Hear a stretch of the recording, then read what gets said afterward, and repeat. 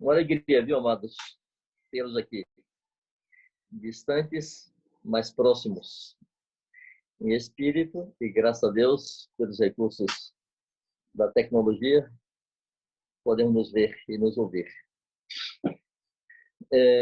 Esse retiro da Chapada, ao qual o Emily se referiu, eu trouxe uma palavra assim, meio improvisada, meio de última hora, porque não tinha preparado nada, mas, na verdade, era fruto de uma carga já presente há bastante tempo.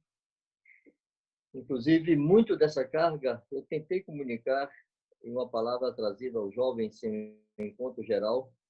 Se não me engano, foi o último encontro geral com jovens aqui em Salvador, em abril de 2017. Uma palavra intitulada Não há conflito de gerações no reino de Deus. Essa palavra está aí pelo YouTube, se alguém quiser acessar, ou pelo Fazendo Discípulos, ou simplesmente digitando lá esse título, Não há conflito de gerações no reino de Deus, poderá acessá-la e ouvi-la se quiser. Então, muito do que eu disse ali está baseada nessa palavra de 2017 e muito do que eu quero dizer hoje também tem suas raízes ali. O ano passado estive no Chile, um retiro com a igreja lá, e um irmão da Argentina que estava presente, em um momento assim de bate-papo, me perguntou: Vanjo, quais são as cargas que têm estado em teu coração nesses últimos anos? Disse: olha, talvez nos últimos 7, 8, talvez até 10 anos, há duas coisas presentes em meu coração. A primeira é habilitar uma nova geração de obreiros. Cooperar com Deus na capacitação e na formação de uma nova geração de jovens, homens e mulheres, rapazes e moças, que possam levar adiante aquilo que temos recebido da parte de Deus. A segunda carga está muito ligada a essa, que é corrigir os desvios que foram entrando em nosso meio ao longo dos anos.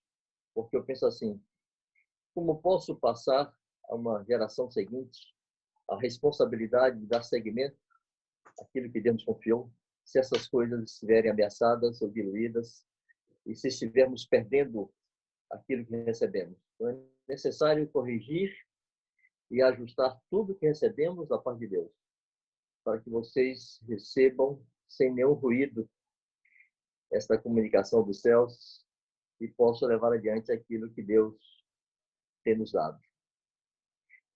Pois bem, amados, para que isso aconteça, irmãos, para que não permitamos qualquer diluição na verdade, sejam princípios de obra, seja a doutrina, seja o querigma, a proclamação de Cristo, qualquer aspecto da verdade de Deus, para não permitirmos que haja nenhuma diluição, que não haja interferências externas, que não haja invasão do que estão chamados de fé alienígena. São valores alheios à nossa fé que têm entrado em nosso meio. Para garantir que isso não vai acontecer, nós precisamos ter muito claro, uma convicção muito definida de que a verdade está contida na palavra de Deus. Que as Escrituras contêm toda a verdade de Deus para nós. Tudo aquilo que Deus queria revelar para nós está contido nas Escrituras. Por que eu digo isso, irmãos? Há muitas vozes hoje, aqui me atendo apenas à questão igrejeira mesmo, digamos assim, mais diretamente ministerial ou espiritual. Há muitas vozes se erguendo em nome de Deus. Não significa isso que estejam falando da parte de Deus. Falar em nome de Deus não é sinônimo de falar da parte de Deus. Qualquer um pode abrir a sua boca e falar o que quiser e dizer que está falando em nome de Deus e usar a Bíblia para isso. Não significa que estejam falando da parte de Deus. Como posso saber se aquela pessoa, seja quem for, está falando da parte de Deus? Eu digo isso porque a internet hoje é um púlpito onipresente. 24 horas por dia tem alguma coisa aí disponível.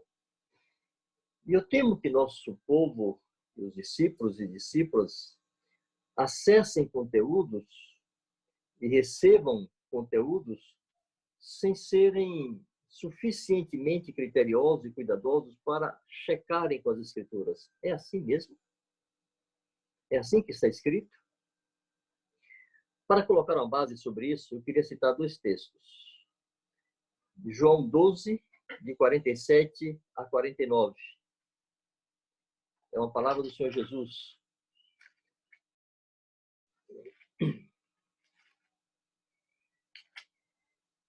O Senhor diz assim: se alguém ouvir as minhas palavras e não as guardar, eu não o julgo, porque eu não vim julgar o mundo, mas eu não vim para julgar o mundo, mas para salvá-lo. Quem me rejeita e não recebe as minhas palavras, já tem quem o julgue. A própria palavra que tenho proferido, essa o julgará no último dia.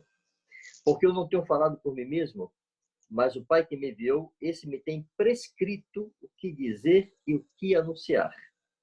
E eu sei que o seu mandamento é a vida eterna. As coisas, pois, que eu falo, como o Pai me tem dito, assim falo. Eu destaco o verso 48, em que Jesus afirma que nós seremos julgados pela palavra que ele diz. Então é muito importante, irmãos, sermos muito criteriosos em pegar qualquer coisa que ouvimos por aí, independe da fonte, pode inclusive ser de alguns de nós. Qualquer palavra dita por qualquer um dos seus presbíteros, por mim inclusive, hoje aqui, nessa live, ou em qualquer outra circunstância, confira com as Escrituras. Nós não tememos que o rebanho conheça as Escrituras, ao contrário, precisamos que o rebanho conheça as Escrituras. Essa garantia é a vacina contra qualquer engano. Então, tudo que vocês ouvirem, aqui e fora daqui, confira com as Escrituras. Não recebam porque é fulano de tal e a pessoa é recomendada por outra, ou seja o que for. Faça como os bereanos. Diariamente, confira nas Escrituras se as coisas realmente são assim. Uma outra palavra nessa direção, eu chamo de vacina e ao mesmo tempo de antídoto. Porque se algum engano já entrou, se pode anular por meio da verdade. E se não entrou, serve de vacina e garante que não entre. Garante que não entre.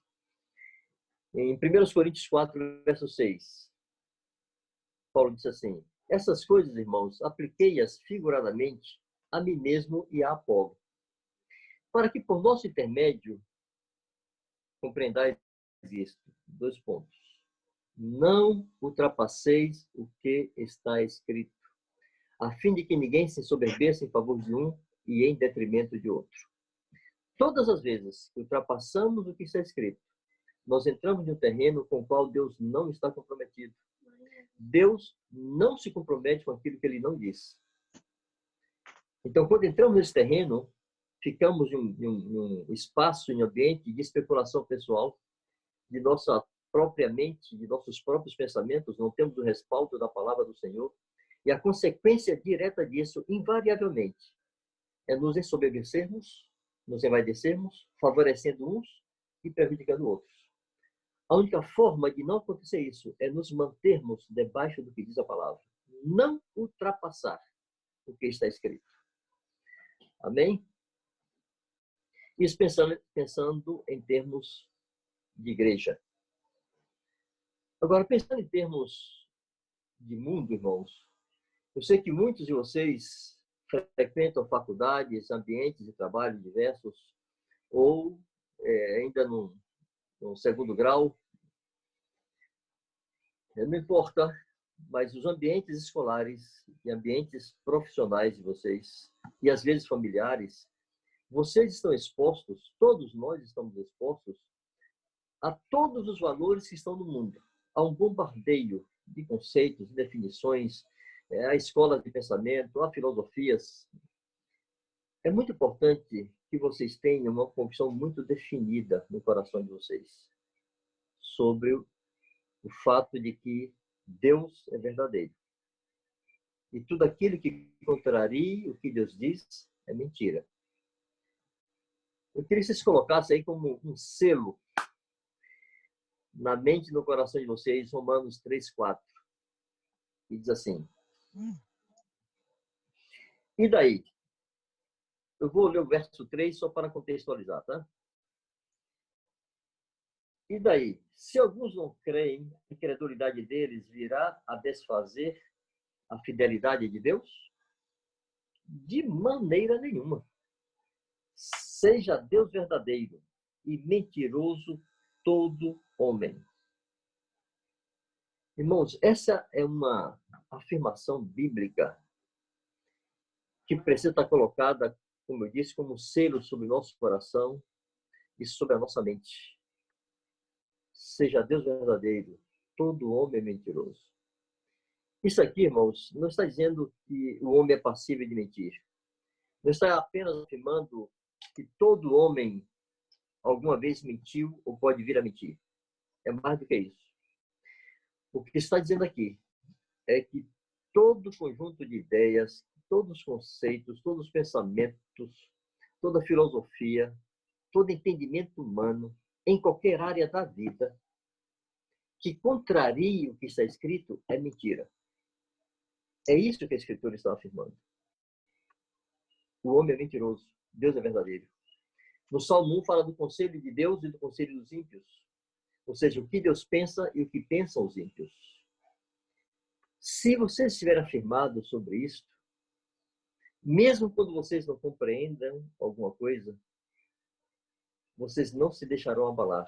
Vocês procurarão ajuda na igreja, entre os irmãos, alguém que possa lhes esclarecer, tirar suas dúvidas, mas não se deixarão levar por essa avalanche de engano e de mentira, de sofismas que permeiam o mundo. Por que isso é tão importante, irmãos? Há duas correntes de pensamento, não sei se eu posso definir dessa maneira, mas que tem influenciado muito o comportamento humano nos últimos anos. Vem crescendo cada vez mais, nas últimas décadas, posso afirmar assim, que é, primeiro, o politicamente correto. Esse negócio tem inibido muitos de nós, e eu estou falando nós genericamente, mas talvez principalmente vocês, nos ambientes acadêmicos, escolares e até de trabalho, porque, em resumo, o politicamente correto significa o seguinte: cada um é livre para pensar o que quiser, você não pode reprovar.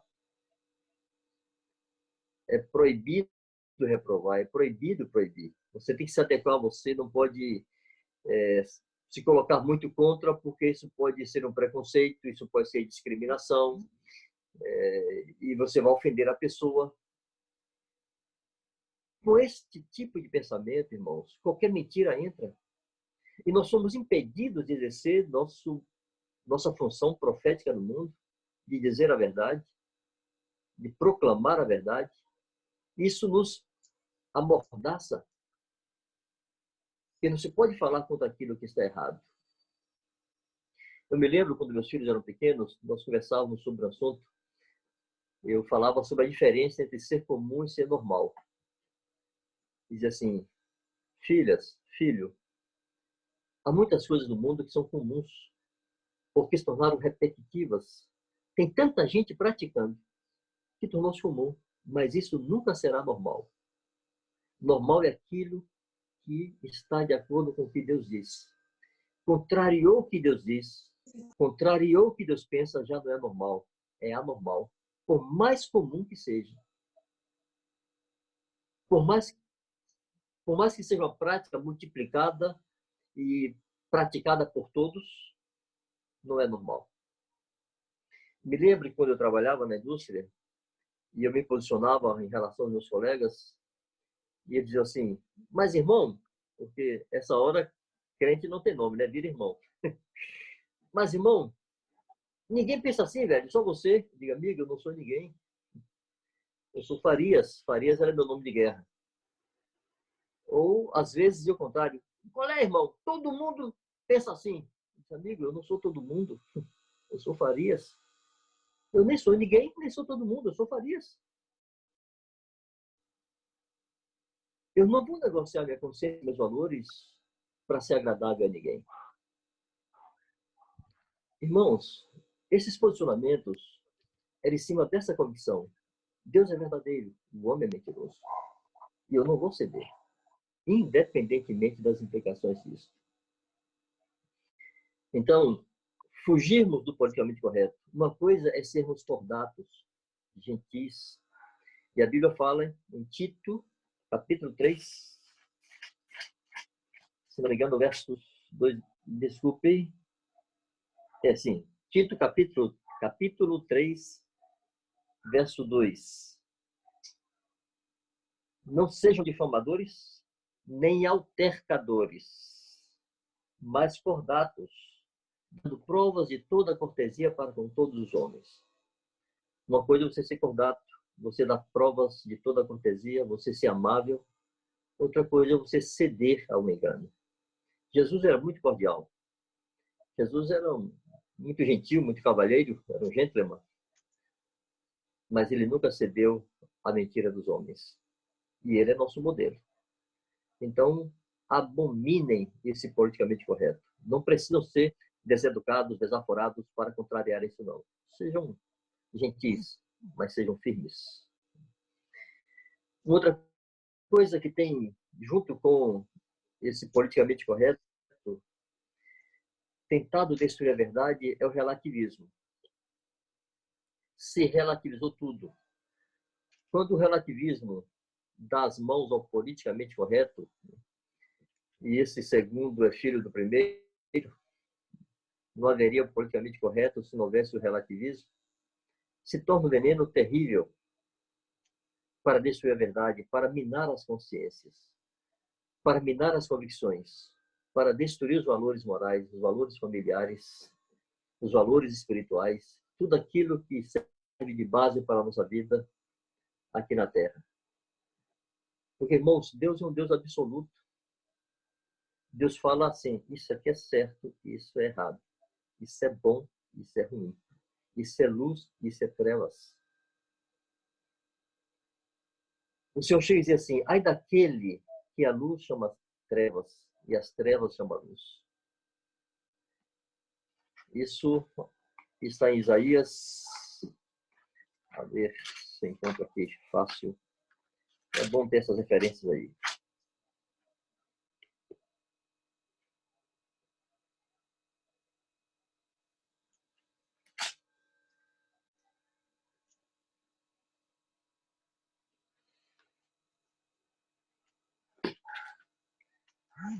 Não encontro agora, mas me comprometo a passar-lhes. Aqui achei. Isaías capítulo 5, verso 20. Ai dos que ao mal chamam bem e ao bem mal, que faz da escuridade luz e da luz escuridade. Põe o amargo por doce e o doce por amargo. Ai dos que são sábios a seus próprios olhos e prudentes em seu próprio conceito. O relativismo, irmãos, permite isso. Chamar as trevas de luz e a luz de trevas. Chamar o mal de bem e o bem de mal. E vocês precisam estar definidos com a forte convicção no homem interior para se posicionarem, para rejeitarem esses valores enganosos. Isso pode trazer-nos consequências, pode fazer com que passemos vexames, passemos vergonha, humilhação. Deus permite isso, sim. Mas há um preço para viver na verdade e viver próximo de Deus. Bom, eu tenho dito algo já há algum tempo, tenho me esforçado para deixar isso como uma marca na mente da igreja e destacadamente de vocês jovens. Eu digo destacadamente de vocês porque vocês estão no processo ainda. Bom, esse processo não vai acabar nunca, né? Eu também vivo nesse processo a despeito dos meus 60 anos, mas na mocidade, na juventude, isso está mais acentuado.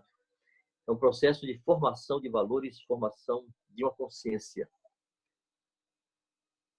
Então, é importante entender como é que isso funciona. Outro dia eu trouxe uma palavra que também está por aí, pela internet, que é batalhando pela fé, que uma vez por todas foi confiado aos santos. Também recomendo que vocês, em algum momento, parem para ouvir essa palavra, oportunamente. Batalhando pela fé, que uma vez por todas foi confiado aos santos. Nessa palavra, eu tento estabelecer uma relação entre fé, consciência e caráter. Fé não no sentido daquela capacidade de crer, não no sentido daquele dom de Deus que nos produz revelação das coisas espirituais. Não é a fé que me leva a crer em Jesus como Filho de Deus, que se fez homem, que morreu na cruz pelos meus pecados, ressuscitou, é Senhor de todos, está assentado à direita de Deus, vai voltar para nos resgatar. Não é essa fé. É a fé no sentido de conteúdo. Ou seja, os valores do reino de Deus, contidos nas Escrituras, valores que eu abracei e que formam minhas convicções. É o conteúdo, aquelas coisas nas quais nós cremos. Só para dar um pequeno exemplo da doutrina, divórcio e recasamento. Por que as pessoas entre nós que, quando o cônjuge incrédulo o abandona, não voltam a se casar? Porque eles creem que Deus não permite um segundo casamento. Isso é um conteúdo de fé. Os nossos jovens, por que não andam em impurezas? Por que não namoram, por assim dizer? É porque a igreja proíbe? Porque os pastores proíbem? Como podemos vigiar vocês 24 horas por dia? Não podemos. Qualquer um pode pecar. Não estamos vigiando, não somos o Big Brother, essa infâmia que está aí. Não vigiamos as pessoas, não dominamos a fé das pessoas. Quando vocês jovens se mantêm puros, quando vocês meninas recebem cantadas por aí, abordagens às vezes muito interessantes e fogem, se esquivam, é porque vocês creem que Deus quer que vocês vivam em completa pureza. Quando vocês, rapazes, são assediados pelas meninas e fogem, é porque vocês creem que Deus quer que vocês vivam em completa pureza. Não é porque a igreja proíbe. Nós não podemos proibir. Se isso não é a sua fé, não serve para nada a nossa proibição. Então, quando eu me refiro a conteúdo de fé, me refiro a isso. Aquelas coisas nas quais nós cremos. Esse conjunto de valores do reino de Deus formam a nossa consciência. E a nossa consciência determina nosso comportamento. Nossas escolhas, nossas decisões, todas as eleições que fazemos em nossa vida são definidas por nossa consciência. E essa consciência, por sua vez, é definida pela fé que temos, pelo conteúdo de nossa fé, pelos valores nos quais nós acreditamos. Então, se alguém tem um caráter assim, oscilante, é porque a sua consciência está mal formada. E se a sua consciência está mal formada, é porque a sua fé não está definida. Se a pessoa não sabe com certeza o que é que ela crê, então sua consciência oscila. E ele vai tomando as decisões de acordo com as circunstâncias, de acordo com as conveniências. Ele vai se adequando às condições em que está envolvido. Então, seu caráter se torna indefinido. Ou seja, é um mau caráter. Ou seja, é um caráter que está mal formado. Vocês percebem? Daí a importância e a necessidade de vocês abraçarem e conhecerem aquilo que Deus pensa sobre cada assunto. Conhecer o que Deus pensa, formar as suas consciências. É a fé que você terá. E essa consciência vai definir seu comportamento. Independente das circunstâncias que lhe cercam, as suas escolhas serão as mesmas. Serão norteadas, serão determinadas por aquilo que você crê. Suas escolhas serão definidas por sua consciência. Então, seu caráter será reto. vai ser uma linha, um gráfico ascendente. Não é que nunca vai haver um deslize, não é que nunca vai haver uma falha, não é que nunca vai haver uma queda, não é isso. Mas deixará de ser assim, um zigue-zague, e vai ser ascendente. Pode ter uma quedinha, você volta, um tropeço, você volta. É como diz a Bíblia em Provérbios, se não me engano, Provérbios 4.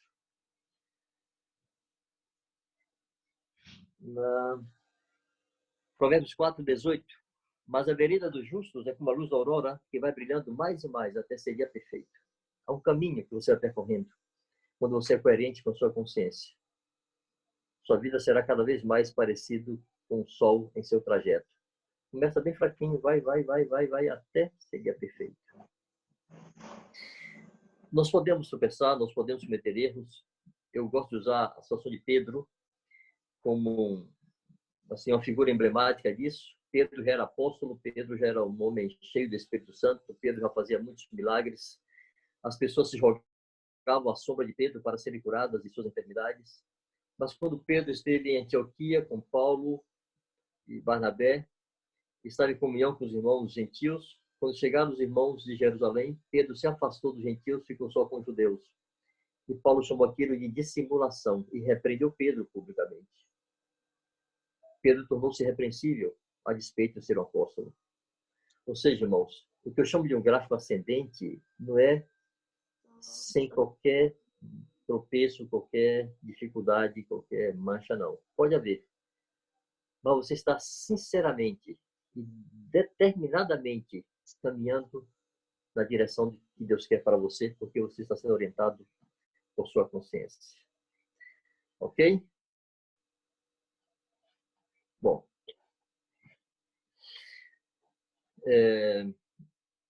Eu queria fazer algumas perguntas para vocês, mas antes de fazer essas perguntas, são perguntas que eu não quero que vocês respondam aqui, apenas para que vocês pensem, considerem e levem para casa. Mas antes disso, eu quero assim, sublinhar e frisar uma coisa que eu disse rapidamente aqui. É importante que vocês saibam o que Deus pensa sobre cada assunto.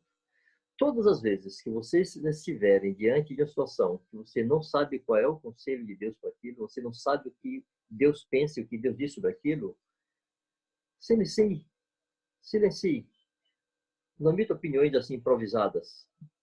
Você não tem obrigação de ter todas as respostas para os incrédulos que assediam você e lhe fazem perguntas embaraçosas. Volte e busque junto aos santos o que diz as Escrituras sobre esse assunto. Mas é muito importante você conhecer o que Deus pensa, porque é isso que vai orientar toda a sua vida. Na hora que nós descobrimos o que Deus pensa sobre determinado assunto, então acaba o conflito em nossa mente. Já não precisamos nos perguntar como é que eu faço agora. Agora eu já sei. Porque eu já sei o que Deus pensa sobre aquilo. Então eu já posso fazer aquilo da forma que Deus quer. Ok? Bom, então vamos às perguntas. Primeira, vocês querem aprender? Por que eu pergunto isso? Parece quase uma bobagem, né? Se vocês estão aqui, é porque querem aprender. Mas eu quero deixar essa pergunta aí sinalizada na mente de vocês, irmãos, porque eu sei que existe uma corrente hoje no mundo, em alguma medida entra na igreja, em que aponta para uma dificuldade de funcionamento entre a geração passada e a geração presente. Há um negócio aí que tem sido muito explorado no mundo, e eu temo que na igreja também, de geração X, geração Y, geração Z, e que tal geração tem tais características, não se adequa a tais condições. Irmãos, o conselho de Deus não mudou. Eu sei que esse conflito de gerações existe no mundo.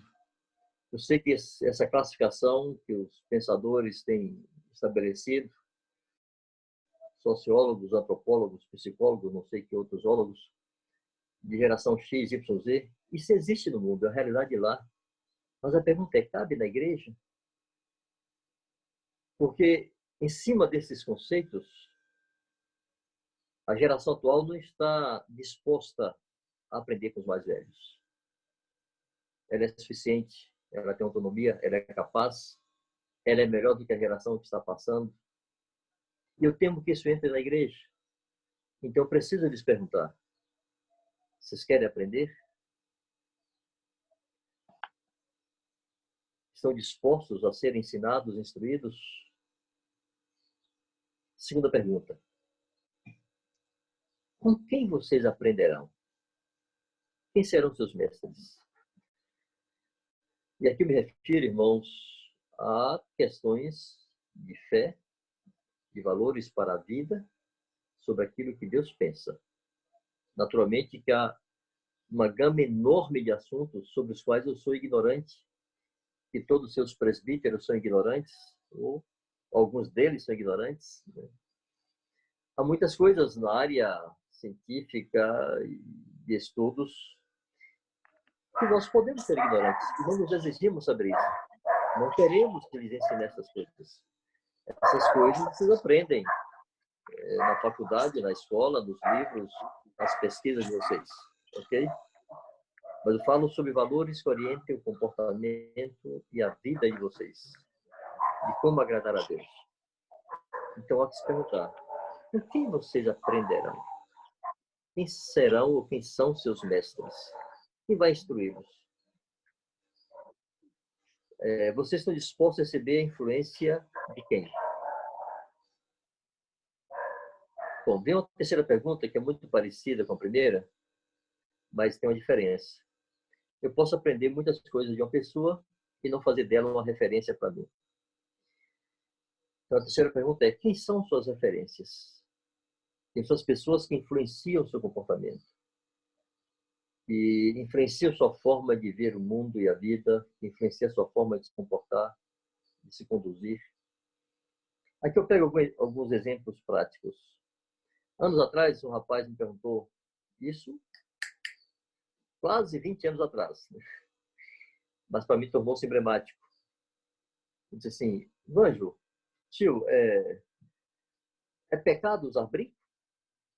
Ele é um homem. É pecado usar brinco? Eu disse, olha, amigo, não dá para afirmar que é pecado porque a Bíblia não fala de usar brinco ou não usar brinco. Então, eu não posso ser absoluto e dizer assim, é pecado. Mas eu tenho uma pergunta para você. Por que você quer usar brinco? A quem você está imitando? Quem está te influenciando? Porque essa ideia, amigo, não é sua. Não é coisa original em você. Não foi você que, de repente, acordou e disse, que legal, agora eu vou usar brinco. Só as mulheres usam aqui nessa nossa cultura ocidental, na cultura judaico-cristã. Sim, a nossa cultura é judaico-cristã. A cultura ocidental foi influenciada pelas escrituras, pelo cristianismo. Então, você um dia acorda, um homem acorda e diz, nessa cultura só as mulheres usam brinco, mas eu vou usar agora. Não foi assim. Então, eu perguntei para ele, quem está te influenciando? A quem você está imitando? Quem é a tua referência? Amados, a Bíblia diz assim, imitai vossos guias. Em Hebreus, vamos ver isso?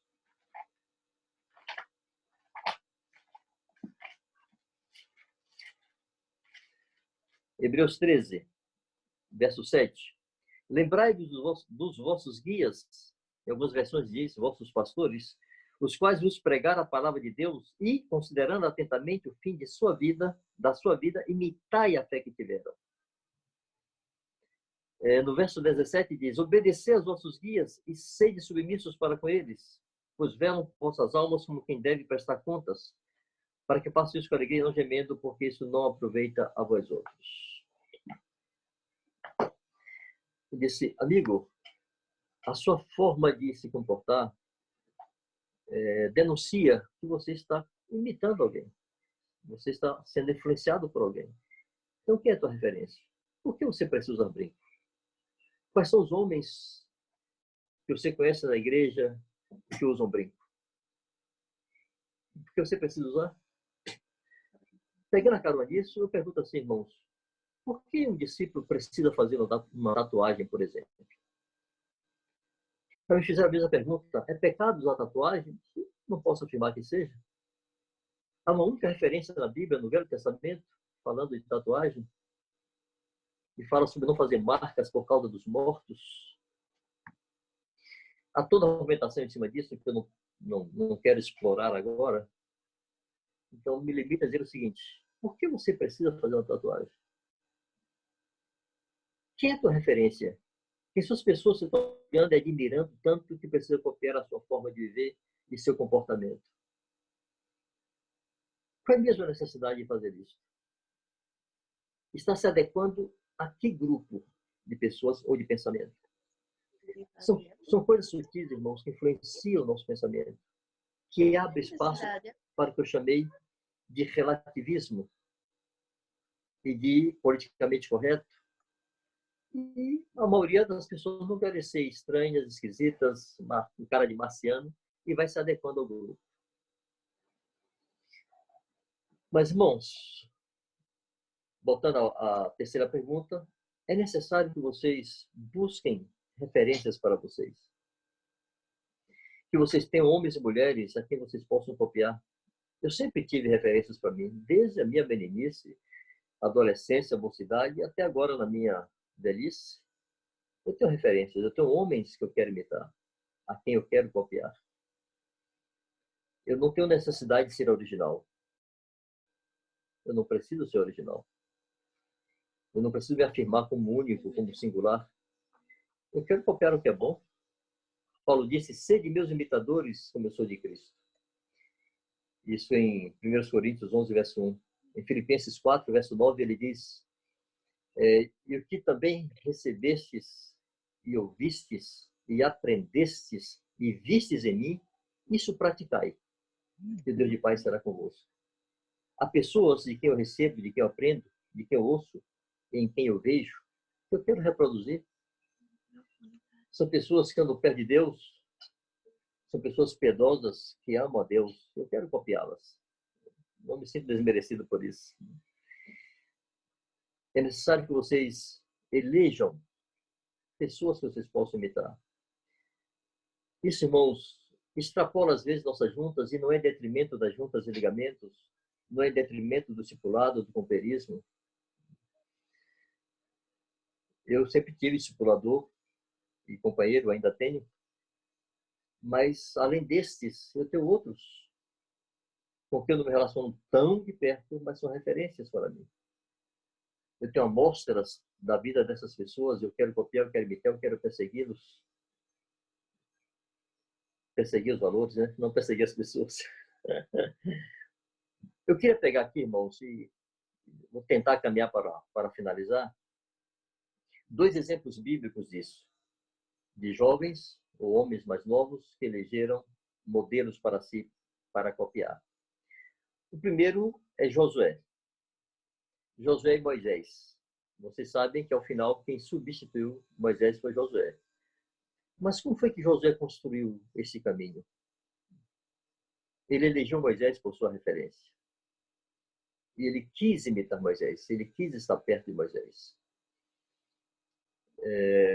Vocês vão ver algo dessa relação de Josué com Moisés nos livros de Êxodo e Números. São referências diversas, eu não quero citá-las todas aqui, mas você já tem a oportunidade, então, de dar uma lida em Êxodo e Números. Há muita coisa preciosa para vocês verem. Eu quero só pensar um episódio de Josué com Moisés. Quando Moisés subiu ao monte para receber as tábuas da lei, não acompanhou ele nenhum dos príncipes de Israel, não acompanhou ele Arão, seu irmão, que Deus tinha colocado como profeta de Moisés, não acompanhou ele nenhum dos anciãos de Israel. Quem acompanhou Moisés foi Josué. Moisés subiu ao monte, falava com Deus diretamente, uma experiência sobrenatural, e Josué estava embaixo, ao pé do monte. Ali Moisés passou 40 dias e 40 noites, teve uma experiência assim fantástica. Por exemplo, Moisés viu Deus pelas costas. Impressionante. Deus colocou Moisés escondido numa fenda de uma rocha, porque Moisés disse, rogo-te que me mostres a tua glória. E Deus disse, olha, minha glória não poderás ver, não poderás ver minha face. Mas ocultou-me a rocha com a sua própria mão, passou, tirou a mão e permitiu que Moisés o visse pelas costas. Então Moisés estava nesse ambiente. Mas lá embaixo, sem ter nada disso, estava Josué, no pé do monte. Como Josué viveu ali, o que ele comeu, o que ele bebeu, não tenho a menor ideia. Acho que ele matou o calango, matou o coelho, se apareceu algum perto. Eu passei, em 2015, nós tivemos no Egito, em contato com um grupo de irmãos que estão buscando ajuda, e fomos à Península do Sinai, em um retiro. E passamos muito próximo do Monte Sinai. Não deu para chegar perto porque o tempo não permitia e a ideia não era fazer turismo, era estar com a igreja. Mas passamos muito perto, avistamos o Monte Sinai. Irmãos, não é um deserto assim de dunas como o Saara, mas é desértico. É um clima seco demais. Tem uns poucos arbustos aqui e ali e pedregulhos. Eu não sei como José sobreviveu ali 40 dias e 40 noites. Então eu digo assim, irmãos, José pagou um preço para estar perto de um homem que ouvia a Deus. Ele não esperou que Moisés se adaptasse e se adequasse a ele. Ele se adequou a Moisés. E aqui me permito fazer um destaque. Há uma característica dessa geração chamada YZ, não sei, eu nunca me interessei em estudar isso, em que não se adequa a nada. O mundo que se adequa a eles. Não seja assim com vocês. Se querem aprender, se querem receber, aproximem-se de quem tem de Deus. Não sejam orgulhosos, não sejam suficientes. José pagou um preço para andar com Moisés. E há uma característica de José que eu quero destacar aqui. Quando Moisés desceu do monte, irmãos, Josué não estava assim enfadado, de mão no queixo, chateado, disse, puxa vida, esse cara não desce nunca daí não, é? Ele estava harmonizando duas coisas. Pagando o preço necessário para estar perto de alguém que conhecia Deus e ouvia Deus e receber dessa pessoa. E ao mesmo tempo ele estava atento ao arraial. Irmãos, Josué estava preocupado com o seu povo. E essa é uma marca que nós queremos que vocês desenvolvam. Pensem no todo. Pensem no macro. Pensem na igreja. Sintam-se corresponsáveis pelo bem do corpo de Cristo, pelo bem da família de Deus, pelo bem da igreja. Não pense apenas em vocês, aquilo que está muito próximo de vocês. José estava atento ao arraial. Ele disse a Moisés, Moisés, apressa-te, porque ouço alarido de guerra no arraial. José disse, pronto, está tendo guerra e eu estou aqui com Moisés e não posso ajudar. Você se faz essa pergunta? Há lutas na igreja. Nesse presente momento, há luta para garantir a pureza da fé que recebemos. E qual é a tua participação? Você quer se envolver nessa briga de não permitir que a fé seja diluída? José tem esse peso em seu coração, irmãos. Há uma guerra e eu estou distante. Primeira característica de José que eu gostaria que vocês pensassem. Ele estava atento à sorte do povo, às necessidades do povo. E ele estava pronto. Ele estava de prontidão. Pronto para entrar em combate. Essa é a primeira marca. A segunda característica, isso. A segunda marca de Josué é que, mesmo nessa atitude de prontidão, ele não tinha discernimento. Ele achava que era guerra, mas quando Moisés desceu e ouviu o mesmo barulho, disse, Josué, não é alarido dos que vencem nem dos que são vencidos que eu ouço. O que eu ouço é festa. Olha que coisa esquisita. Josué não sabia discernir entre guerra e festa. Irmãos, nós não exigimos que vocês tenham discernimento. Nós não cobramos isso de vocês. O que nós esperamos é que vocês tenham prontidão. Discernimento se ensina. Vocês vão adquirir isso andando com pessoas mais maduras, exercitando-se no serviço ao Senhor. Josué desenvolveu discernimento, andando com Moisés. Vocês vão desenvolver discernimento. Mas há uma condição para isso. E Josué tinha prontidão. Ele estava pronto.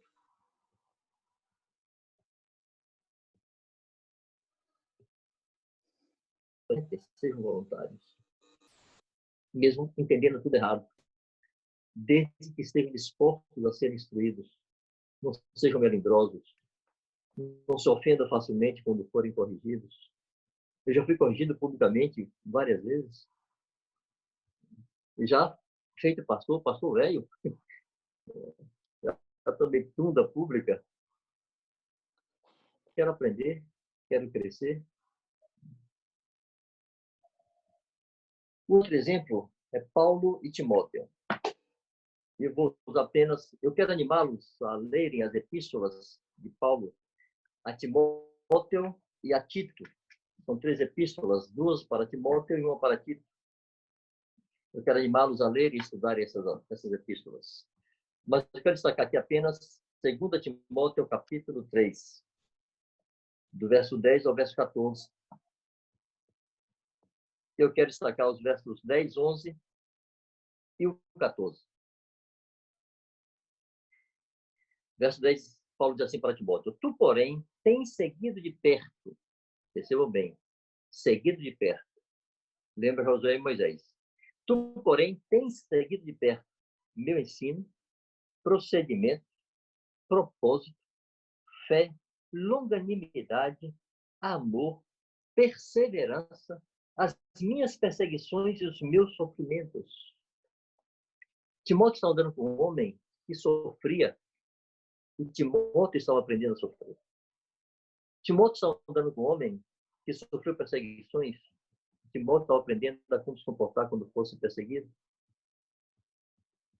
Timóteo estava aprendendo longanimidade, aprendendo o exercício da fé, aprendendo a perseverança, aprendendo o amor, aprendendo o procedimento, a ter um propósito, andando, seguindo de perto a Paulo. Aí, no verso 14, Paulo diz assim: Tu, porém, permanece naquilo que aprendeste e de que foste inteirado, sabendo de quem o recebeste. Aqui outra coisa importante, irmãos. Às vezes temos gastado tanto tempo com gente que vai para a internet ouvir um monte de loucura e vem com pergunta de gaveta, querendo apertar a mente dos pastores. E por que isso? Por que aquilo? Por que aquilo? Eu estou respondendo para alguns assim: Você sabe quem é essa pessoa? De quem você recebeu isso? Você conhece essa pessoa? Você anda com ele? Frequenta a sua casa? Já teve uma conversa pessoal com ele? Irmãos, Paulo dizia para Timóteo: Timóteo, não se esqueça de quem você recebeu. Irmãos, eu sei de quem recebi as coisas que eu tenho, que são pessoas com quem eu convivi, a quem eu tinha acesso, não recebi de um desconhecido. Recentemente passou um movimento aqui pelo Brasil, inclusive em Salvador, ensinando coisas contrárias à nossa fé e às nossas convicções, e houve que abraçar-se indiscriminadamente, sem nenhum filtro. Eu disse para um desses irmãos, disse: companheiro, eu chamo de companheiro todo mundo, viu, gente? Não necessariamente um companheiro de ministério, é um vício de linguagem que eu tenho. Disse: companheiro, eu te conheço há 30 anos, e você me conhece. E essa pessoa, quem é? Eu conheço seus defeitos, já choramos juntos, você conhece meus defeitos, você frequentou a minha casa. Mas essa pessoa, quem é? Quem você conhece dele? O que é que ele conhece de você? Há uma facilidade de pegar uma novidade qualquer, que atende a um capricho, a uma curiosidade que alguém tem, e fazer daquilo, como diziam os mais antigos, um cavalo de batalha e complicar a vida da igreja. Em que vocês foram instruídos? Vocês estão de acordo com isso? Vocês estão, abracem e façam disso a convicção de vocês. Tem que ser uma convicção pessoal. Então, vocês notem de quem recebemos. Isso é importante, irmãos. Porque você pode ir lá e conferir você pode questionar aquele de quem você recebeu. Mas se você recebe apenas na internet, como você pode conferir? Bom, eu quero, dentro dessa perspectiva da necessidade de vocês aprenderem, de serem instruídos, lembrar-lhes uma palavra do apóstolo Pedro aos jovens. Na primeira epístola de Pedro, capítulo 5, do verso 1 ao verso 4, Pedro está se dirigindo aos presbíteros. E ele diz assim: rogo, pois, aos presbíteros que há entre vós, eu presbítero como eles. Ele era um apóstolo, mas também era presbítero na sua localidade, lá em Jerusalém. E ele não está dando a ordem, não está falando arrogantemente, está dizendo: rogo a vocês. A partir do verso 5, Pedro começa a se dirigir aos jovens. Pedro aqui já era ancião, com cerca de 70 anos ou mais.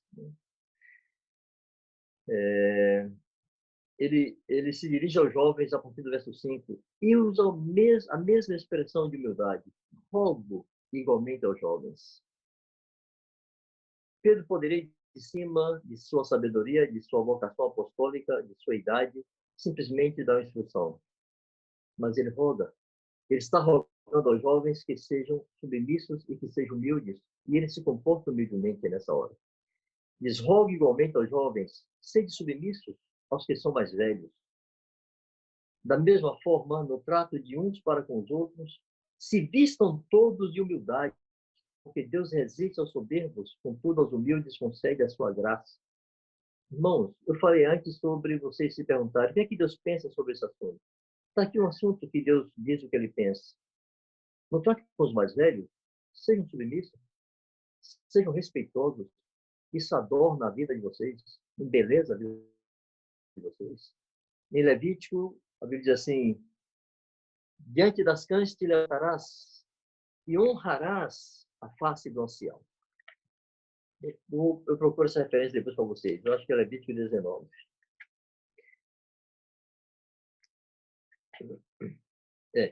Levítico 19, 32. Diante das cães, dos cabelos brancos, te levantarás e honrarás a presença do ancião. E temerás o teu Deus. Eu sou o Senhor. Há uma geração no mundo, irmãos, de jovens desrespeitosos, desonrosos, e vocês precisam perguntar o que é que Deus pensa sobre isso. O que pensa a geração Y, Z, sei lá o que mais, e o que pensa Deus sobre isso. Pedro diz: sede submissos aos que são mais velhos. E no trato de vocês uns com os outros, não fiquem competindo, em outras palavras, o que está dizendo aqui. Não tentem ser melhores, não tentem se afirmar sobre seu semelhante, seu amigo, sua amiga, seu companheiro, companheira jovem. Ao contrário, se vista de humildade, considere-se inferior, rompa com seus complexos. A humildade acaba com os complexos. O esvaziamento acaba com os complexos, com as necessidades de afirmação, de reconhecimento, de ser aceito, de ser amado. Você se humilha e tudo se resolve. No verso 6 ele diz: humilhai-vos, portanto, sob a poderosa mão de Deus, para que ele a seu tempo vos exalte. Lançando sobre ele toda a vossa ansiedade, porque ele tem cuidado de vós.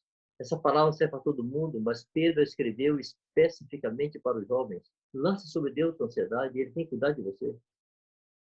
Até o verso 11, eu queria que vocês depois meditassem com muito cuidado. Essa atitude de humildade vai capacitar vocês a se tornarem aptos para receber de Deus aquilo que Deus quer confiar a vocês. Irmãos, Deus tem coisas grandes para confiar a vocês.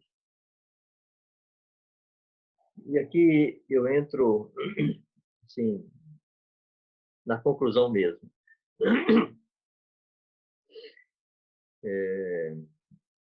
Nessa palavra que eu compartilhei sobre não há conflito de gerações no reino de Deus, eu falo sobre a corrida de revezamento. Na minha cidade, eu fiz atletismo, participei de corridas de revezamento, e há duas marcas que se destacam em uma corrida assim.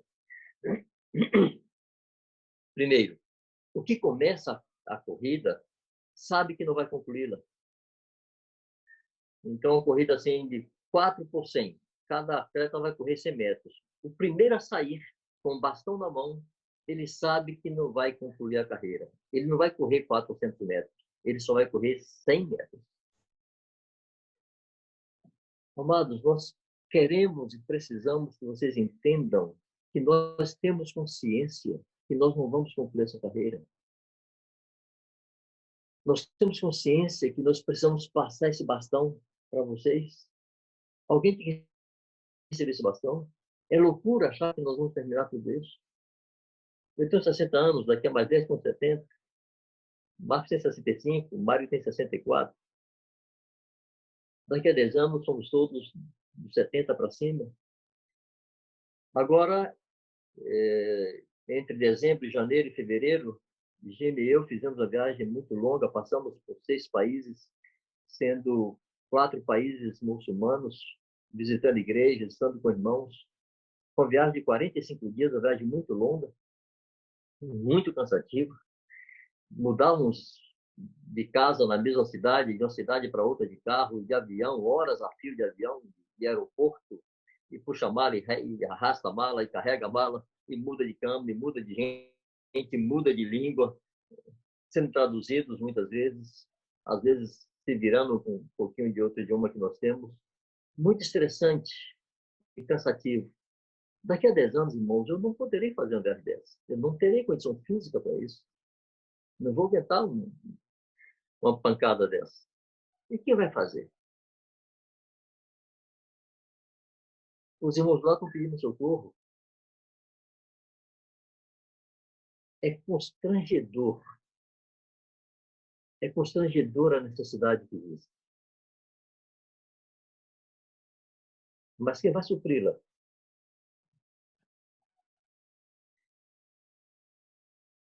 É muito importante que vocês saibam que nós sabemos que nós não vamos terminar essa carreira.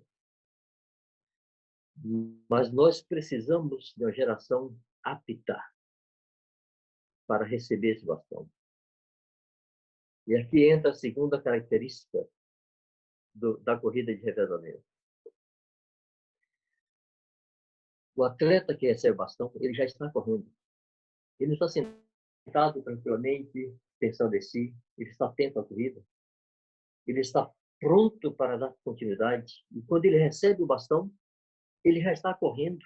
A pessoa que lhe passa o bastão já está dando o último fôlego, está dando tudo que tem para manter o mesmo ritmo, se estourando, mas passa esse bastão nessa condição e o outro já está embalado quando recebe e segue correndo. Então, nós nos perguntamos, essa geração de tios se pergunta, quem são os jovens que estão correndo à nossa frente para receber esse bastão? Porque nós não passaremos para quem não esteja correndo. Da importância em que a atitude de Josué, pronto, atento, ainda que não tenha discernimento. Discernimento você vai adquirir na corrida, mas você precisa estar atento, disposto. Entender que é sua corresponsabilidade. Você é corresponsável por tudo aquilo que Deus nos confiou. Em 2004, eu tive uma última conversa com o Van Baker. Vocês todos já devem ter ouvido falar desse santo, que já está no Senhor. Ele partiu para o Senhor em 2005. No final de 2005, em abril de 2005, estaria indo para o norte da África. A ideia era nunca mais voltar ao Brasil, era cruzar o mar e queimar os navios. Eu sabia que eu não teria mais chance de ouvir Ivan, ele já estava muito enfermo. E se eu não visse em 2004, eu saberia que não voltaria a ver. Eu queria muito estar com ele, eu queria ouvir seus conselhos, eu queria ouvir sua palavra, eu queria sua mão sobre a minha cabeça. Ele era uma das minhas referências, ainda que não fosse meu discipulador. E fui à Argentina para estar com ele. E aquela conversa assim intermitente, porque ele estava com Parkinson, tomando medicação forte, cochilava, acordava, começava a ter minutos, cochilava mais 2. Eu disse assim, Ivan, no Brasil você é muito amado, lá você tem filhos, netos, bisnetos, tataranetos, gente que nunca te viu, nunca te ouviu, nem um vídeo, uma fita de videocassete, eu fiz esse ano na época, nem sequer uma fita de áudio, fita cassete, nada, nem CD, nem coisa nenhuma. Mas te amam e te respeitam. Sabem o bem que você fez à igreja no Brasil. Ele disse, eu não sei por quê, porque eu sou apenas um peão, a humildade que lhe era característica. Mas depois eu disse para ele assim, Sivan, há algo que Deus vai fazer na igreja. Há uma glória que Deus trará para a igreja. E você não estará aqui para participar. Você não vai testemunhar isso. Você não verá o que Deus fará entre nós. Mas eu quero que você saiba que se Deus não tivesse feito por teu intermédio o que Ele já fez entre nós, Ele não poderia fazer o que Ele fará. Ele construiu um caminho por tua vida em nosso meio. E eu quero, Ivan, que você saiba que nós temos o compromisso de não permitir que o mato tome conta dessa estrada. Nós não temos o direito de fazer isso. Para que as futuras gerações não sejam condenadas a terem que redescobrir esses caminhos que Deus já trouxe para nós por teu intermédio. Irmãos, eu gastei os 10 últimos anos de minha vida em uma briga assim, frontal contra os desvios da fé. Eu não tenho o direito de permitir que isso se estrague. O que Deus nos confiou é muito glorioso. O benefício que eu recebi é muito grande. E eu não tenho o direito de permitir que isso se perca. E vocês não têm o direito igual de permitir que isso se perca. Vocês não podem fazer como aqueles que no meio do deserto se referiam ao pão que recebia do céu, o maná do céu, como pão vivo.